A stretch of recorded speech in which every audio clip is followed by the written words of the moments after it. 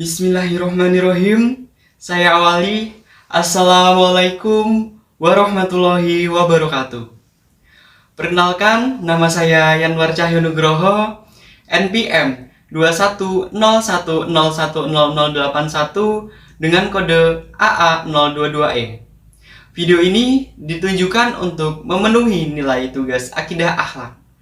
Di sini saya akan menyampaikan materi yang berjudul Akhlak kepada Allah dan Rasulullah. Baik, langsung saja saya akan menyampaikan atau mempresentasikan materi sebagai berikut. Pengertian akhlak. Secara etimologis, akhlak berasal dari bahasa Arab, yaitu adalah bentuk jamak dari khuluq yang berarti budi pekerti, perangi, tingkah laku, atau tahiyat. Berakar dari kata khalaga yang berarti menciptakan, seakar dengan kata khaliq atau bisa disebut pencipta, makhluk yang diciptakan, dan khalaq bisa disebut juga penciptaan. Selanjutnya ada pengertian akhlak. Secara terminologi, menurut Imam Al-Ghazali adalah akhlak yaitu bentuk atau sifat yang tertanam di dalam jiwa, yang daripadanya lahir perbuatan-perbuatan dengan mudah dan gampang tanpa memerlukan pemikiran dan pertimbangan terlebih dahulu. Jika sifat itu melahirkan perbuatan yang baik menurut akal dan syariat, maka disebut akhlak yang baik.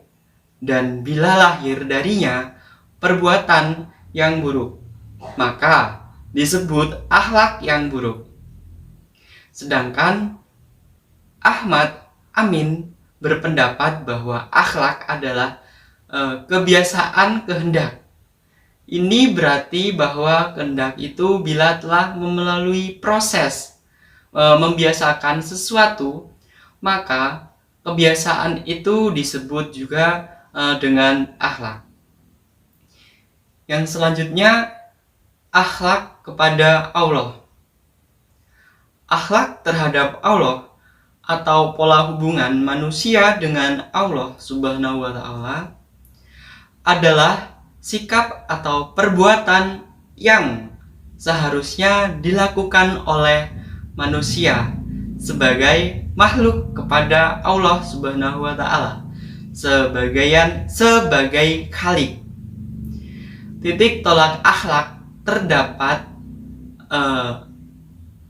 Allah adalah pengakuan dan kesadaran bahwa tiada Tuhan melainkan Allah. Selanjutnya, sekurang-kurangnya 4 alasan mengapa manusia perlu berakhlak kepada Allah. Yang pertama, yaitu karena Allah yang telah menciptakan manusia. Dan yang kedua, karena Allah yang telah memberikan perlengkapan panca indera, akal pikiran, dan hati sunubari. Di samping anggota badan yang kokoh dan sempurna ini yang kepada manusia. Ketiga, karena Allah yang telah menyediakan berbagai bahan dan sarana yang diperlukan bagi kelangsungan hidup manusia. Keempat, Allah yang telah memulaikan manusia dengan diberikannya kemampuan untuk menguasai daratan, lautan, dan udara. Yang selanjutnya, banyak sekali cara yang dapat dilakukan dalam berakhlak kepada Allah. Di antaranya, yang pertama itu ada takwa. Dan yang kedua ada cinta. Yang ketiga ada ridho. Yang keempat ada bersyukur. Yang kelima tawakal. Dan yang terakhir taunat. Dan selanjutnya akhlak kepada Rasulullah. Secara etimologi, akhlak berasal dari bahasa Arab, yaitu akhlak dalam bentuk jamak. Sedangkan bentuk mufradnya adalah khuluq, yang berarti budi pekerti atau perangi, tingkah laku, atau tabiat. Secara terminologi, yakini sikap yang tertanam dalam jiwa yang daripadanya timbul perbuatan dengan mudah dan gampang tanpa memperlakukan pemikiran dan pertimbangan. Jadi, pengertian akhlak seseorang muslim terhadap Rasul adalah tingkah laku atau perbuatan yang dilakukan oleh seseorang muslim untuk meneladani sifat-sifat Rasul dan mengamalkannya dalam kehidupan sehari-hari agar selalu mengamalkan akhlak terpuji dalam kehidupannya. Yang selanjutnya, kita sebagai orang muslim diharuskan berakhlak kepada Rasulullah, sebab dari beliaulah kita dapat mendapatkan warisan, yaitu Al-Quran dan As-Sunnah. Yang selanjutnya, orang yang berpegang teguh pada keduanya dipastikan tidak akan tersesat selamanya. Dalam sebuah hadis, Rasulullah SAW bersabda yang menerangkan bahwa kita sebagai umat muslim yang selanjutnya diperintahkan untuk menghidupkan sunnah-sunnah yang telah beliau wariskan. Barang siapa yang menghidupkan satu sunnah dari sunnah-sunnahku, kemudian diamalkannya oleh manusia itu sendiri, maka dia akan mendapatkan pahala seperti pahala orang-orang yang mengamalkannya dengan tidak menguranginya pahala mereka sedikit pun. Hadis riwayat Ibnu Majah. Yang selanjutnya, cara berakhlak kepada Rasulullah. Adapun di antara akhlak kita kepada Rasulullah, yaitu salah satunya ridho dan beriman kepada Rasul. Ridho dalam beriman kepada Rasulullah sesuatu yang harus kita nyatakan, sebagaimana hadis Nabi Shallallahu Alaihi Wasallam, aku ridho kepada Allah sebagai Tuhan, Islam sebagai agama, dan Muhammad sebagai Nabi, dan Rasulullah beriman kepada Nabi dan Rasul.